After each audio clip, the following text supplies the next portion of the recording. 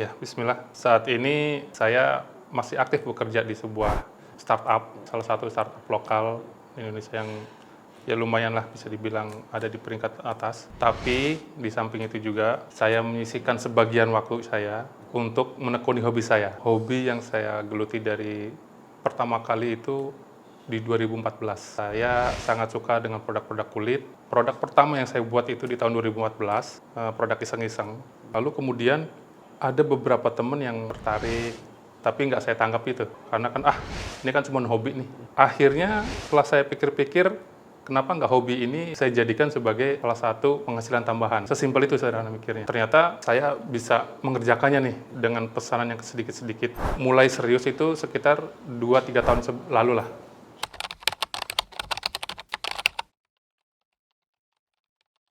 Pertama, saya ini bisa dibilang lumayan detail orangnya. Sesuai dengan bidang saya di kerjaan di kantor, di bidang desain. Kemudian saya suka gambar juga, bikin produk. Saya berharap produk yang saya bangun itu serapi mungkin, sedetail mungkin. Ketika banyak orderan, sedangkan waktu saya terbagi, situ mulai timbul permasalahan. Gimana nih saya ngebagi waktu? Saya cobalah cari partner. Nggak semudah itu ternyata cari partner. Pertama, saya tidak tahu channelnya, harus lari kemana. Kedua, belum tentu ada orang yang mau saya ajarin dan ketika sudah belajar bisa sesuai dengan ekspektasi saya. Yang ketiga, akhirnya saya cari solusi nih.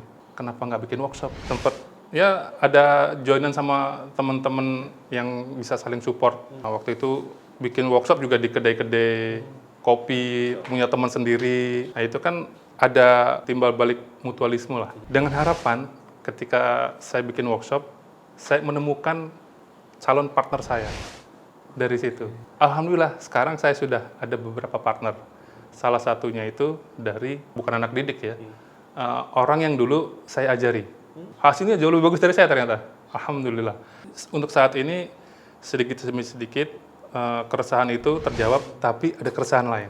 Tetap kurang, karena saya pikir hobi kulit ini, pasarnya sedikit paling nih, karena mahal gitu kan. Ternyata mungkin rezeki sudah diatur. Pernah ada kejadian, ada orang pesan bikin merchandise 2.000. Saya langsung angkat tangan. Pusing saya mikir-mikir, gimana ceritanya nih? Kalau berjalan cuma 2 orang, 3 orang. Gak cerita, nggak berjalan lah.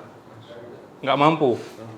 Ya daripada saya terima terus nggak jalan. Jadi balik lagi nih, keresahan utama saya sebenarnya, tenaga kerja.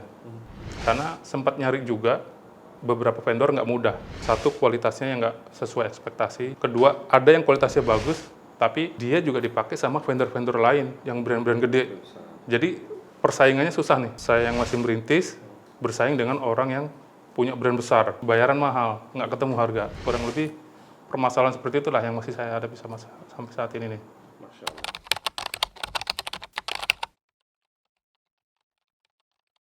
Harapannya adalah bisa membuat sebuah produk sekaligus mengedukasi orang-orang bahwa produk yang baik itu selain kualitasnya bagus, nyaman digunakan. Dan kulit itu nggak harus mahal.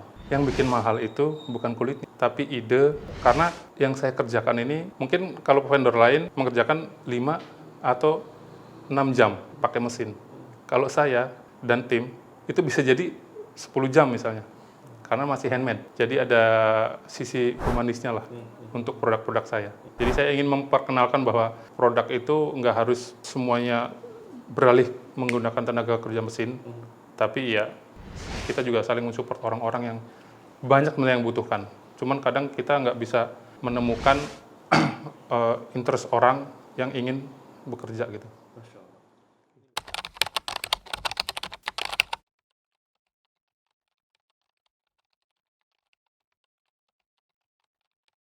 Kepikiran ketika tentang model bisnis, perencanaan, saya nggak melakukan itu. Jadi saya pikir itu sangat menarik sebenarnya. Karena saya juga pengen tahu nih, goals-nya mau kemana sih? Saya juga kayaknya kepikiran untuk menarget sesuatu nih, untuk brand saya ke depannya. Nah, kalau ditanya tentang pembukuan, perpajakan, atau legalitas yang lainnya, saya angkat tangan. Saya ngomongin produk doang nih memang. Produk. Sisi yang barusan itu, saya masih blank.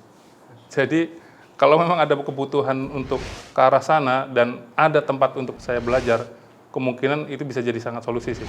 Seperti yang saya bilang tadi, keuangan saya bercampur nih. Dari sumber manapun jadi satu, akhirnya nggak jelas. Ini yang dari bisnis yang mana, ini yang dari gaji yang mana, atau dari pendapatan yang lain yang mana. Semua jadi satu. Itu berantakan. Nah, awal-awal dianggap biasa aja. Tapi kemudian terpikirkan bahwa saya nggak bisa ngukur nih. Bisnis saya ini sudah berkembang sejauh mana. Karena duitnya nyampur tadi gitu. Jadi kepikiran nih, sebenarnya selama 2 tahun, 3 tahun ini, apa sih hasil dari bisnis saya ini? Karena bercampur tadi. Itu info yang sangat menarik kalau memang harus dikulik di situ.